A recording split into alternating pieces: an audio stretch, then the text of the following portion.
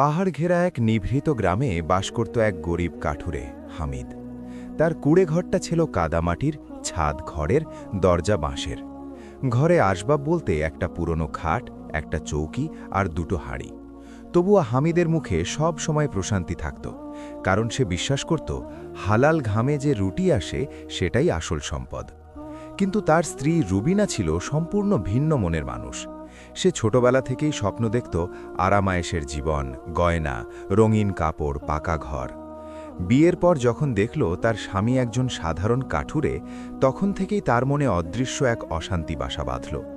প্রতিদিন সকালে হামিদ ফজরের নামাজ পড়ে কুঠার নিয়ে বনে যেত। যাওয়ার সময় বলতো, দোয়া করো। রুবিনা উত্তর দিত, দোয়ায় পেট ভরে না। এই কথা শুনে হামিদের বুকটা মোচড় দিত, কিন্তু সে চুপ থাকত।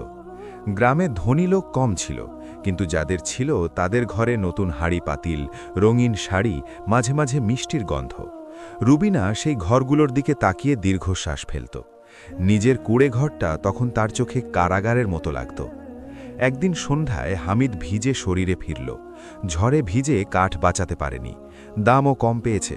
সে বলল, আজ কম পেয়েছি, কাল ইনশাল্লাহ ভালো হবে। রুবিনা রেগে চিৎকার করল, কাল কাল কাল, তোমার কাল কখন আসবে? সে রাতে হামিদ চুপচাপ বাইরে বসে আকাশের দিকে তাকিয়েছিল, তার চোখে জল। সে বলল, হে আল্লাহ, আমার রুজি কম হলে সমস্যা নেই, কিন্তু আমার ঘরের শান্তি কেড়ে নিও না। পরদিন বনে সে গভীরে ঢুকল। পুরনো এক বিশাল গাছ কাটতে গিয়ে কুঠার ধাতব কিছুর সাথে ঠুকে শব্দ করল। মাটি খুঁড়ে সে একটা ছোট্ট বাক্স পেল। খুলে দেখে কিছু সোনার মুদ্রা। সে দীর্ঘক্ষণ বসে রইল, নেবে না রেখে দেবে।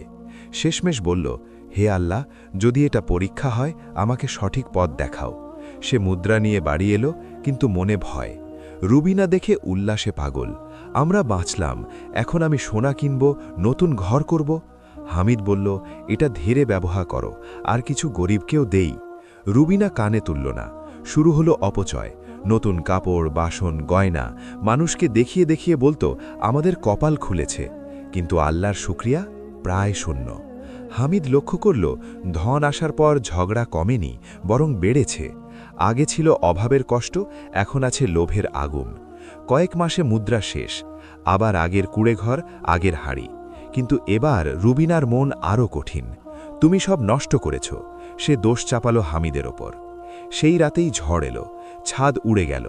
বৃষ্টিতে ভিজতে ভিজতে দুজন বসে রইল। রুবিনা কাঁদতে লাগল, আমাদের কেন এমন হয়? হামিদ শান্ত গলায় বলল, কারণ আমরা ধন পেলাম, কিন্তু কৃতজ্ঞতা পেলাম না। কথাটা তীরের মতো বিঁধল রুবিনার মনে। পরদিন সে দেখল পাশের গরিব বৃদ্ধা শুকনো রুটি ভাগ করে খাচ্ছে, মুখে হাসি, আলহামদুলিল্লাহ বলে। রুবিনা প্রথমবার ভাবল, ওর কিছু নেই তবু শান্ত, আমার ছিল তবু শান্তি নেই। সে হামিদের কাছে এসে বলল, আমি ভুল করেছি, চোখে জল। হামিদ বলল, সংসার টেকে ধৈর্যে, ধনে না। সেদিন থেকে বদল শুরু। অল্প খাবারেও শুকরিয়া, প্রতিবেশীকে ভাগ, কথা কম, দোয়া বেশি। তাদের ঘর এখনও কুড়ে ঘর, কিন্তু বাতাসে ঝগড়ার শব্দ নেই। কিছুদিন পর আবার বনে গিয়ে হামিদ সেই গাছের কাছে গেল। বাক্স নেই, কিন্তু তার মনে হাসি, আসল ধন তো ঘরেই। গ্রামে তাদের ঘরকে বলা হতো শান্তির ঘর। মানুষ বুঝল, অবাধ্য মন ঘর ভাঙে, কৃতজ্ঞ মন ঘর বানায়। রুবিনা প্রায়ই বলতো, আমি সোনা দেখেছি কিন্তু শান্তি পাইনি, এখন শান্তি পেয়েছি, সোনার দরকার নেই। হামিদ বলতো, আল্লাহ কখনো রুজি দিয়ে পরীক্ষা করেন, কখনো রুজি কেড়ে নিয়ে। তাদের জীবন ধনী হলো না, কিন্তু হালকা হলো।